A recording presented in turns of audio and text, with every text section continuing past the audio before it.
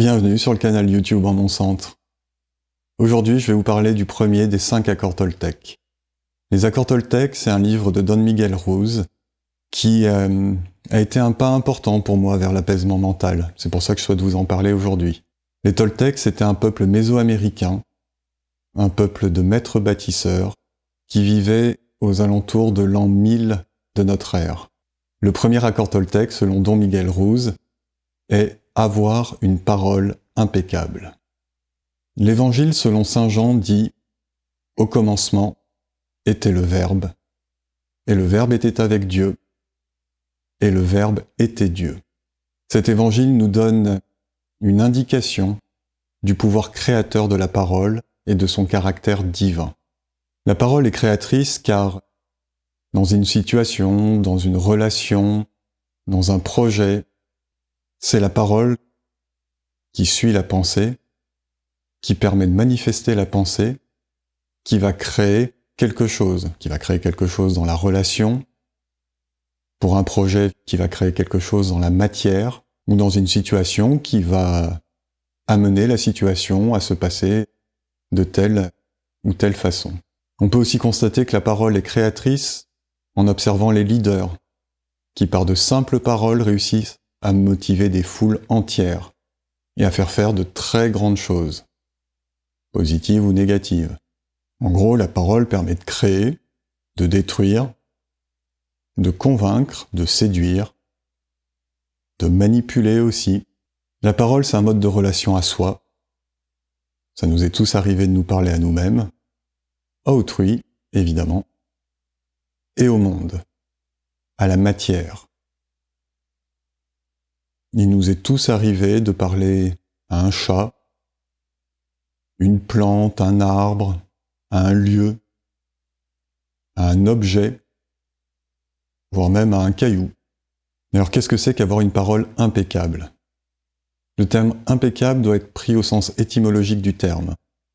Impeccable, sans péché. Ne pas pécher doit être vu non pas au sens chrétien du terme, mais là aussi au sens étymologique, c'est-à-dire ne pas agir contre soi. Un péché, c'est une action que l'on fait envers soi-même. Alors la version chrétienne dit ne pas pécher, c'est ne pas agir contre Dieu. Si on considère qu'on a du divin en nous, ne pas agir contre soi, ça a du sens. C'est aussi ne pas agir contre Dieu. Avoir une parole impeccable, c'est donc ne pas avoir de jugement, même positif, ne pas mentir, ne pas avoir de paroles négatives, ne pas médire, ne pas avoir de paroles en l'air, évidemment, ne pas être vulgaire et ne pas insulter. En fait, avoir une parole impeccable, c'est vivre dans la conscience que chacune de nos paroles a un effet sur soi, sur autrui et sur le monde. Parce que qu'est-ce que ça nous fait vivre d'avoir des propos inconscients, d'avoir une parole qui n'est pas impeccable ? Par exemple, si quelqu'un m'insulte, je vais ressentir de la tristesse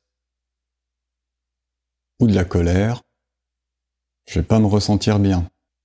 À l'inverse, si j'insulte quelqu'un, non seulement je vais créer de la colère ou de la tristesse ou de la haine envers moi chez lui, mais je vais pas me sentir bien non plus. Je vais être dans un état d'agitation, voire un état de colère. Si je médis, si je juge autrui, je vais créer chez autrui une croyance qui n'est pas juste. Si par exemple je dis « Oh là là, t'as l'air fatigué », la personne, peut-être qu'elle va se sentir fatiguée, alors qu'elle ne l'était pas. Si je dis de quelqu'un et que cette personne m'entend « Oh là là, elle est moche celle-là », je risque de créer la croyance chez elle qu'elle est moche. Alors que c'est juste un jugement qui n'a aucune valeur, qui est basé sur mes propres critères, et qui certainement pas prend en considération l'ensemble de ce qu'est cette personne. Et évidemment, quand je juge, quand je médis, je me sens pas très bien à l'intérieur. D'ailleurs, je vous invite, quand vous émettez des opinions négatives, des jugements, quand vous médisez, à observer comment vous vous sentez à l'intérieur. Est-ce que c'est chouette ? Est-ce que c'est de la joie, de la bienveillance, ou est-ce qu'au contraire, c'est pas hyper confortable et c'est pas hyper agréable. Les jugements, les mensonges, les médisances, les paroles négatives, tout ça, ça part d'une souffrance en nous. Et si ça part d'une souffrance en nous, c'est que c'est en lien avec un besoin en nous qui n'est pas satisfait.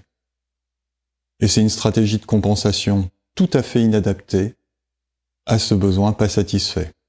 Alors j'aurai l'occasion dans d'autres vidéos de revenir sur ce que sont les besoins, comment on les détecte et en quoi ils sont impliqués dans la souffrance que l'on peut vivre. À l'inverse, qu'est-ce que ça fait d'avoir une parole impeccable?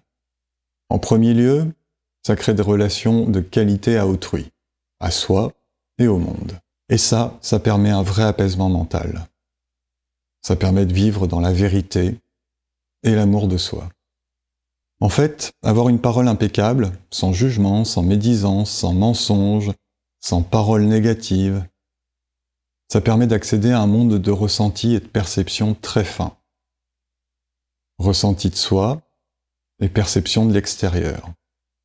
Parce que toutes ces énergies négatives, elles viennent détruire ces énergies subtiles que sont la joie, la bienveillance, le bien-être. Évidemment, je vous invite à ne pas me croire sur parole et à essayer pendant 1 jour, 2 jours, 1 semaine, d'être conscient de votre parole, d'avoir une parole impeccable et d'observer ce que ça vous fait vivre. Peut-être que vous constaterez que ça vous fait vivre un état intérieur très calme, très doux.